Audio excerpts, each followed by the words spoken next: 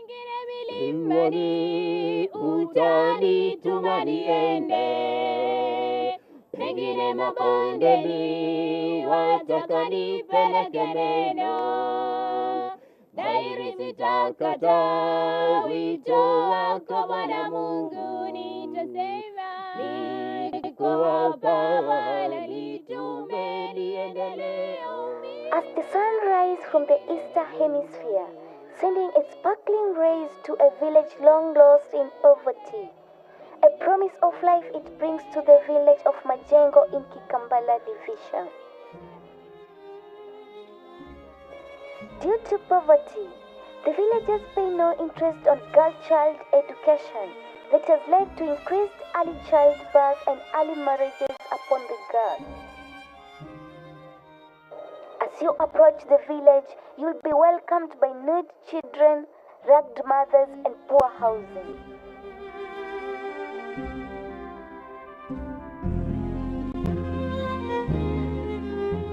The villagers live in abject poverty and usually live on hand to mouth, whereby education is long forgotten and replaced with illiteracy. They experience a lot of economical strains as the village lacks economical initiatives which the natives can engage for a living. Kimaisha ni punguani sana. Sababu mimi kuzaliwa baba akafa. Nikawa kabla baba hajui mpaka nikapata watoto. Nimeishi na watoto, wengine walisoma wakaacha, wengine ndio wao wanaendelea. Pesa ilikuwa hakuna. Hapa hakuna kazi. Kimasomo ni kubambanya mpaka nimeshindwa. Sina shughuli, ni kulima, itapatikana haitapatikana ni mbio tu, hakuna kitu. Mimi mwenyewe pia nikateguka guu halifanyi kazi. The quest for education is of paramount need in the village, whereas Mr. Stephen Kalumba and Mr. Mumba Chonge are lucky to have their children sponsored to have education at Bahati Mzuri High School. Upendo Mungu damani ni wajabu, upendo Mungu damani ni wajabu, waweza kwenda mbele, kwenda nyuma, kwenda juu, kwenda chini, upande wa mataifa yote. Bahati Mzuri Foundation has rendered its support to the village of Majengo since its initial stage of education onset.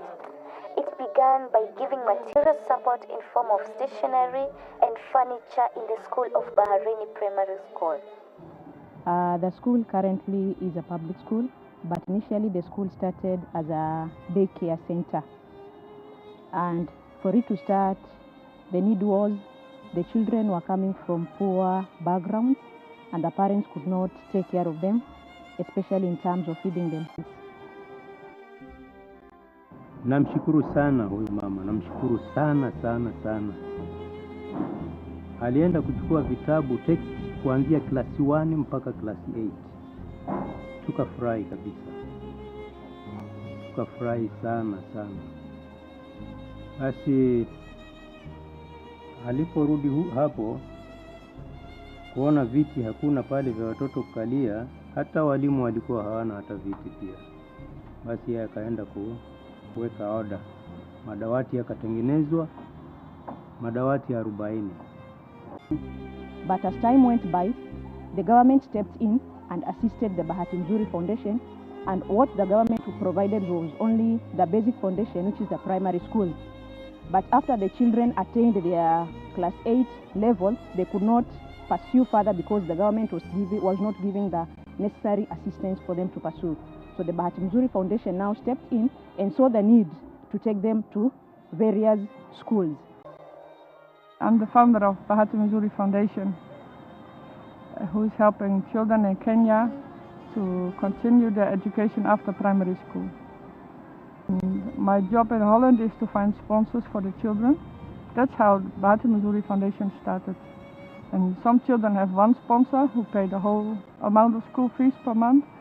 There are some children who have even 6 sponsors, and all the sponsors from this child pay small amount, and together it's the total amount of school fees.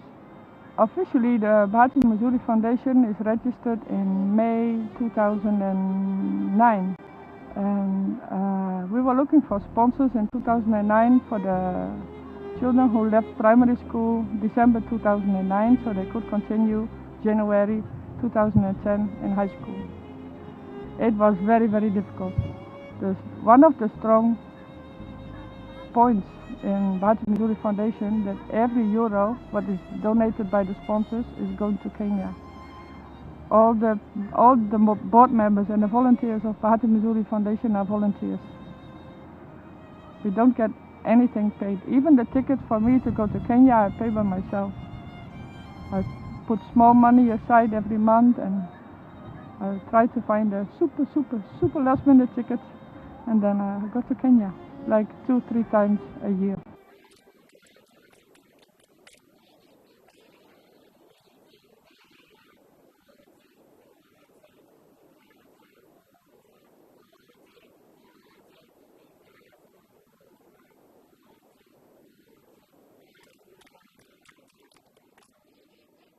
There are also coming new sponsors by the sponsors who are already there, because they tell them how nice it's nice to have to sponsor a child in Kenya, and some have very close contact. They even make phone calls to each other. Some write letters, some write email, and it's very nice. People are enjoying, because it's just a short line between the foundation, between the sponsor and the child. With the big organizations, it's harder, but for in our foundation it's very easy, because people come to me, the sponsors come with me to Kenya to see the children, how they live in the mud house, in the poverty, and they get at it now, because it's the first high school in Majengo. So we're very proud of that. And that's nice. In Africa everything is going pole, slowly, but if something is really important, everybody's going to help. Everybody's going to support. In this place, we have so many children who have been left out by their parents. They are not taking them to school. That's a major problem.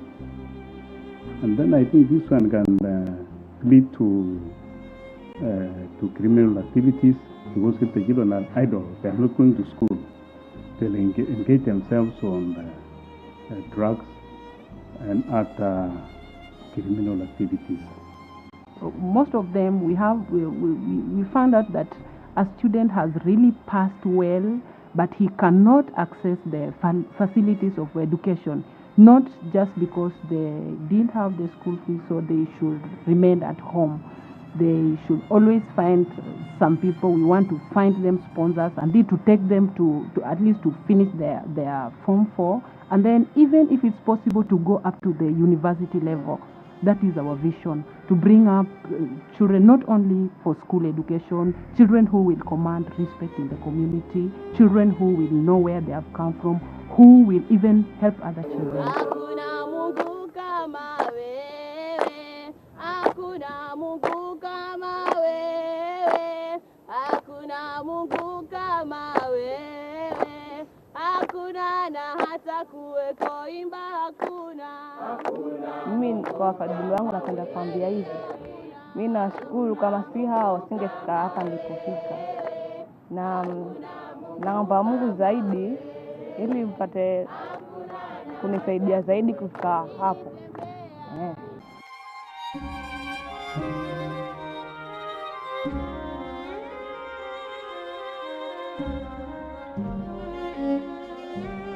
As all good things don't come on a silver platter, the road to education realization is not a smooth one. We want a dormitory because we want them to go to boarding, because some really have to walk far, and they leave home when it's dark, and they come back home also when it's dark. And well, as you know, the children in Africa, it's not like in Holland. If they come home, they have to go fetch water, find firewood, help in the house, and they need that time, because I think the schedule on school is, the pressure on the children in high school is much higher than in Holland. They have to work very, very hard, so they need all their time to study. And all of them, they don't have electricity at home. And can you see when they are at the paraffin lamp trying to study? It's not healthy. It's not good. Let them come to this place and see. That's the best way to show, because I can say so many things, but see how happy these children are to get a chance to get more education. With the time that we have interacted, they are promising in terms of their activities, but maybe the challenges they face back home is what is hindering their performance. Yeah, sometimes we have such cases whereby some students don't come because of maybe apart from maybe many other challenges they face back home. So when you come to inquire, you find that, as in, if you look their background, most of them are really needy, and they face a lot of challenges when they are at home. So coming to school, sometimes if they tell you about their problems, you have to just understand and take it into consideration. Mimi na raha kwa kulingana vile ambavyo kwamba kila mtoto yuwasoma na vile ambavyo wanasoma, mimi naona raha sana. Mungu wetu ni wa baraka, Mungu wetu ni wa baraka, Mungu wetu ni wa baraka, Mungu wetu ni wa baraka. Kanitoa chini kaniweka kati, kanitoa chini kaniweka kati, kanitoa kati kaniweka juu. Mungu wetu ni wa baraka. Kanitoa chini kaniweka kati, kanitoa chini kaniweka kati, kanitoa kati kaniweka juu. The children that we have right now in our Baharini and the Bahati Mzuri, they are children who have got the potentials to do well in life. So our work is to assist them and make sure they achieve their dreams. So to me, they are children who need something so that they can grow. We as a school, we are helping. So we are calling upon the others who have that willing heart of helping these children, because their foundation, their backgrounds, their parents, some of them have got coming from divorced families, some of them are orphans, some of them are children who are being reared by their elder siblings. So we are calling upon other stakeholders to come and assist these children, because they have something that they are supposed to achieve in life and they have the potential. Tungependa kuambia wale ambao pengine wana uwezo wa kusaidia vijana ambao wazazi wao hawana ule uwezo wa kuwasomesha, wajitolee ili sisi nasi vijana angalau tupate kisomo na tuje tuwe viongozi vizuri katika hii nchi yetu. Bahati Mzuri Foundation wishes to express its innermost gratitude to those who have stood with them in this journey to offer hope for the needy. You hearken to the call of support in this society that is hard hit by poverty, and be a vessel of permanent change to a future of a child by partnering with Bahati Mzuri Foundation. Come and give hope to the poor by giving them a life.